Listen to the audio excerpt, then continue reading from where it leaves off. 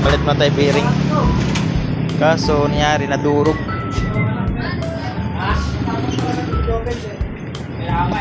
Alaputin mo nga yan, pre. Ayun, durog yung bearing. Durog yung bearing. Ayan o. Biyak. Mga bulitas. Ito na bagong bearing. Kapalit. Isang maliit. Ito isang malaki. Okay lang yan, isang hindi babasa. Ito yung grasa yung bearing.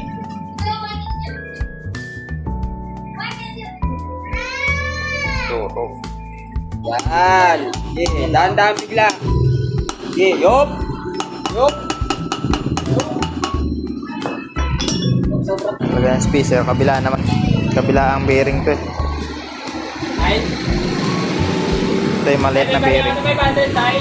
Yan, pati yung sa may sprocket. Palitan na rin natin. Para bago lahat. Pinapagawa, binubukbok. O talaga. Sabi ng paluin ko lang Bago eh. pa.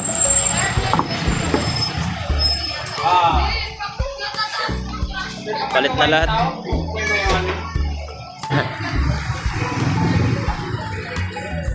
Ano tayo?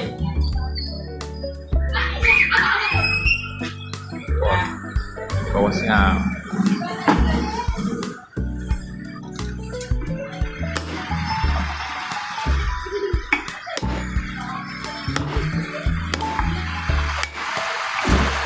Pasok.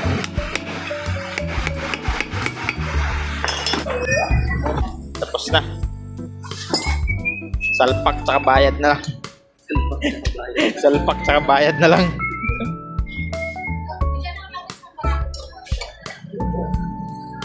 Pang daily use lang. Service pa. Gano te? Ayun na, nakatatlong bearing. Tapos grasa. Umabot ng ano 650. Pero goods naman na.